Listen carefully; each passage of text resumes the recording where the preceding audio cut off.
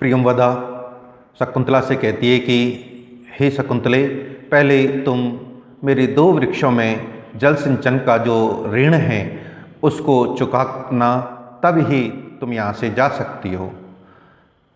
राजा दुष्यंत इसको सुनता है और उस शकुंतला को थकी हुई देखकर कहता है कि हे भद्रे, तुम्हारी ये सखी बहुत थकी हुई प्रतीत होती है, इसलिए मैं इसे ऋण मुक्त करना चाहता हूँ। वह अपने हाथ से, अपनी उंगली से अंगूठी उतार करके वह प्रियंवदा को देना चाहता है। उस मुद्रिका में दुष्यंत नाम अंकित देख करके प्रियंवदा और अनुसुईया एक दूसरे की ओर देखते हैं और उस अवसर पर राजा कहता है कि आप अन्यथा न समझें, यह मुझे उपहार स्वरूप प्राप्त हुई है। वह प्रियंवदा कहती है कि हे राजन, आप इसे अपने पास रखिए और मैंने इसको ऋण मुक्त कर दिया है। इस प्रकार उस शकुंतला को ऋण मुक्त किए जाने पर वह शकुंतला से कहती है कि अब तुम जाना चाहो तो जा सकती हो।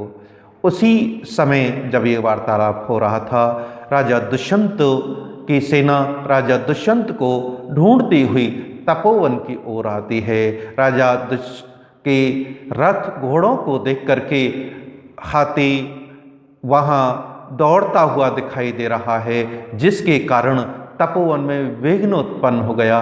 तपोवन में एक आवाज़ आती है कि सब अपनी सुरक्षा के लिए तैयार हो जाएं, क्योंकि राजा दुष्यंत शिकार करते हुए इस तपोवन में आ गए हैं। राजा दुष्यंत भी इस ध्वनि को सुनते हैं और ये कि कहीं मेरी सेना यहाँ तपोवन में न आ जाए, कहीं किसी प्रकार का कोई विघ्न उत्पन्न न हो जाए, इसलिए वो भी जाना चाहते हैं तपोवन से बाहर।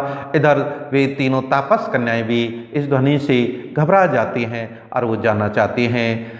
इधर राजा दुष्यंत जब तपोवन से बाहर आता है तो कहता है कि मेरा शरीर तो बाहर जा रहा है, लेकिन मेरा मन उस तपोवन की ओर, शकुंतला की ओर पुनः वापस जा रहा है।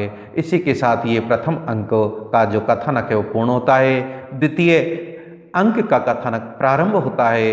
इधर राजा दुष्यंत, मित्र विदूषक और सेनापति शिकार के विषय में चर्चा करते हैं। राजा दुष्यंत जब से तपोवन से आए हैं, उनका शिकार आदि के कार्यों में मन नहीं लगता है, इसलिए शिकार के लिए सेनापति के द्वारा अनेक प्रकार से उस राजा दुष्यंत को सहायता करने के बाद भी राजा दुष्यंत शिकार करने की मना कर देते हैं। वो कहते हैं कि हम यहाँ तपोवन के समीप हैं और किसी भी प्रकार से तपोवन वासियों को परेशानी नहीं होनी चाहिए, क्योंकि ये तपस्वी तो शांत स्वभाव के हैं। उनके बारे में कहते हैं कि क्षमा प्रधानेषु तपोधनेषु गूढ़म हि दाहात्मकम अस्ति तेज स्पर्शानुकूला इव सूर्य कांतास्तदन्य तेजो अभिभवात्वमन्ति।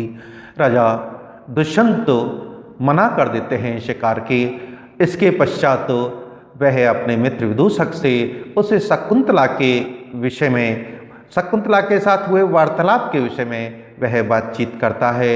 और बातचीत जब की जा रही थी, उसी समय तपोवन में विघ्न उत्पन्न हो जाता है और तपोवन वासियों को ये ज्ञात होता है कि राजा दुष्यंत इस तपोवन के पास ही हैं, इसलिए यदि उन्हीं की सहायता ले ली जाए तो हमारे यज्ञ आदि तप आदि के कार्य निर्विघ्न रूप से संपन्न हो जाते हैं। 2 ऋषि कुमार आते हैं राजा दुष्यंत के पास और राजा दुष्यंत की उनके कार्यों की प्रशंसा करते हैं और उसी समय राजा दुष्यंत से निवेदन करते हैं कि आप तपोवन में हमारी रक्षा के लिए यहाँ चलें। उसी समय राजमहलों से, हस्तिनापुर से जो राजमाता है उसका संदेश लेकर करभग आता है और वह राजा दुष्यंत से कहता है कि हे राजन, माता ने आज से चतुर्थ दिन व्रत की पालना के लिए आपको आमंत्रित किया है, बुलाया है। राजा दुष्यंत ये सोचकर एक ओर राजमाता का आदेश, दूसरी ओर तपस्वियों का कार्य तो वह विचार करता है कि दोनों ही कार्य पूर्ण हों। तो वह राजमाता के कार्य में तो अपने मित्र विदूषक को, जो कि माता उस विदूषक को भी पुत्र मानती, वह विदूषक को हस्तिनापुर भेज देता है। दूसरी ओर राजा दुष्यंत उस तपोवन में उन तपस्वियों की रक्षा के लिए वह प्रस्थान करते हैं, लेकिन प्रस्थान के साथ ही वह मित्र विदूषक से, क्योंकि मित्र विदूषक चंचल स्वभाव का है, उन्हें ये लगता है कि कहीं ऐसा न हो कि मैंने अभी शकुंतला के विषय में जो विदूषक को बताया, कहीं ये हस्तिनापुर में रानियों से न कह दे। इसलिए वह कहता है कि हे मित्र विदूषक, मैंने तुमसे जो शकुंतला के विषय में जो कुछ कहा वह एक हंसी मजाक के रूप में कहा था, उन बातों को तुम सत्य मत मान लेना। ये कह करके वह प्रस्थान कर देता है और वह स्वयं प्रस्थान कर देता है। और इसी के साथ जो अभिज्ञान शाकुंतलम का जो द्वितीय अंक है उसका कथानक पूर्ण होता है। धन्यवाद।